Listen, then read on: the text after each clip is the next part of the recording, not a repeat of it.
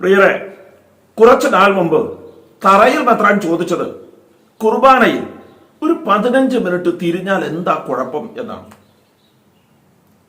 ഒന്ന് ചോദിച്ചോട്ടെ, വിശ്വാസ പ്രമാണത്തിൽ പുത്രനിൽ നിന്നും എന്ന് ചൊല്ലിയാൽ എന്താണ് കുഴപ്പം?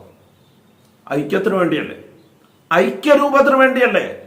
അത് പറ്റാത്തത് Changanassery arch bishop Mar Joseph Perumthottam പാഷണ്ഡത വിശ്വസിക്കുകയും പഠിപ്പിക്കുകയും ചെയ്യുന്നത് കൊണ്ടാണ്. അത് ന്യായീകരിക്കാൻ വീഡിയോയും ഫേസ്ബുക്ക് പോസ്റ്റുകളും ഇട്ട് കൂഴച്ചക്ക കുഴയുന്നത് പോലെ കുഴയുകയാണ് പെരുന്തോട്ടം മെത്രാൻ.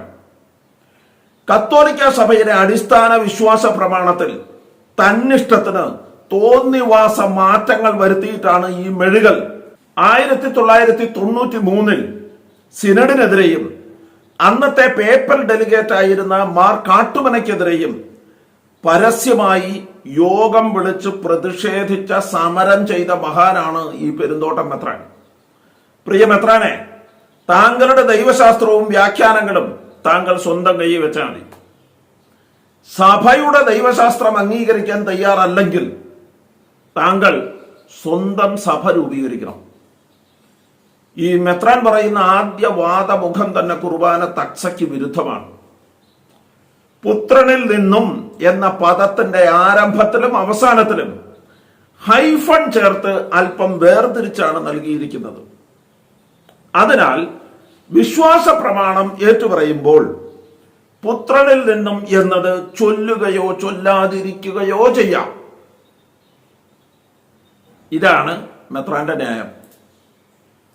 എന്നാൽ മെത്രാൻ ആദ്യം തന്നെ ഈ ഹൈഫൺ എന്ന വാക്കിന്റെ അർത്ഥം ഡിക്ഷണറി നോക്കി ഒന്ന് പഠിക്കണം. അതങ്ങനെയല്ല. മാത്രമല്ല, ഇത് കുർബാന തക്സയുടെ പൊതു നിർദ്ദേശം 31 വിരുദ്ധമാണ്.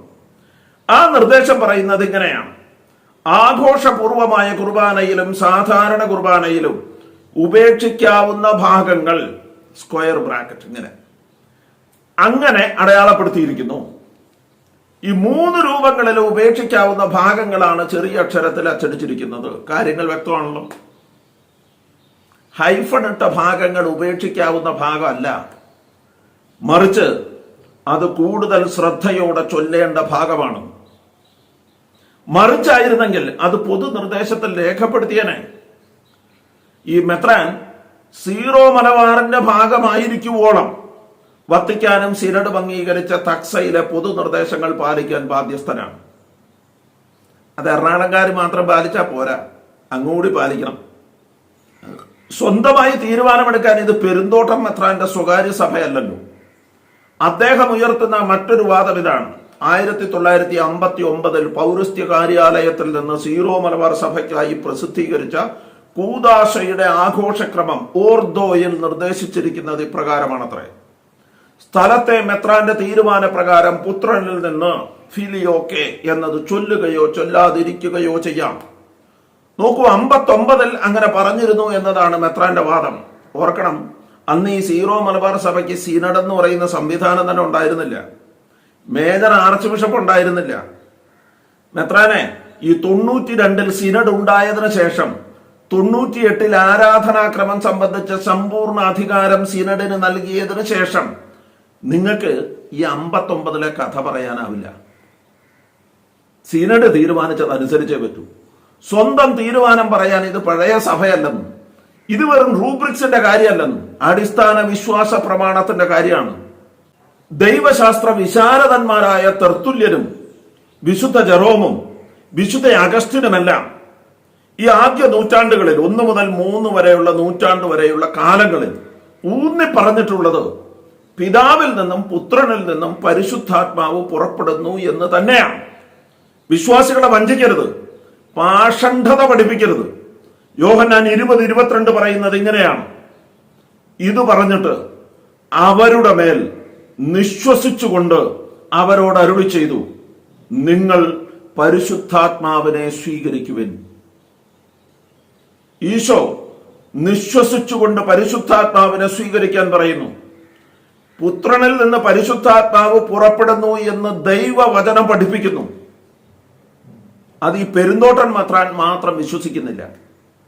നിങ്ങൾ മക്കളായത് കൊണ്ട് ആബാ പിതാവേ എന്ന് വിളിക്കുന്ന തന്റെ പുത്രന്റെ ആത്മാവിനെ ദൈവം നമ്മുടെ ഹൃദയത്തിലേക്ക് അയച്ചിരിക്കുന്നു. ഗലാത്യ 4:6.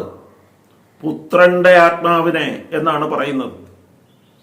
വീണ്ടും ക്രിസ്തുവിന്റെ ആത്മാവില്ലാത്തവൻ ക്രിസ്തുവിനുള്ളവനല്ല. റോമ 8:9. ക്രിസ്തുവിന്റെ ആത്മാവ് എന്നാണ് പരാമർശം.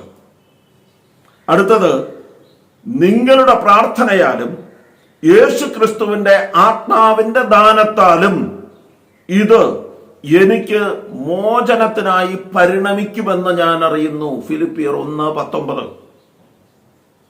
യേശു ക്രിസ്തുവിന്റെ ആത്മാവ് എന്നാണ്. യോഹന്നാൻ 16:7 ഈശോയുടെ ഒരു വാഗ്ദാനമുണ്ട്. അത് ഇങ്ങനെയാണ്: ഞാൻ പോകുന്നില്ലെങ്കിൽ സഹായകൻ നിങ്ങളുടെ അടുക്കലേക്ക് വരികയില്ല. ഞാൻ പോയാൽ അവനെ നിങ്ങളുടെ അടുക്കലേക്ക് ഞാൻ അയക്കും. യേശു ക്രിസ്തു അയക്കും. ക്രിസ്തു അയക്കുന്ന ആ സഹായകനാണ് പരിശുദ്ധാത്മാവെന്നാണ് സഭയുടെ വിശ്വാസം. പെരുന്തോട്ടം മെത്രാൻ പഠിപ്പിക്കുന്നത് മറ്റൊരു വിശ്വാസമാണ്. അത് പാഷണ്ഡതയാണ്, വിശ്വാസികളെ വഴിതെറ്റിക്കലാണ്. ന്യായവാദങ്ങളൊന്നും വേണ്ട. ക്രിസ്തുവിൽ നിന്ന് പരിശുദ്ധാത്മാവിനെ ലഭിക്കും എന്ന് മെത്രാന് വിശ്വാസമുണ്ടോ ഇല്ലയോ അത് തുറന്നു പറയണം. അല്ലാതെ വെറുതെ വിഴുപ്പലക്കരുത്, വിശ്വാസികളെ പറ്റിക്കരുത്. നന്ദി.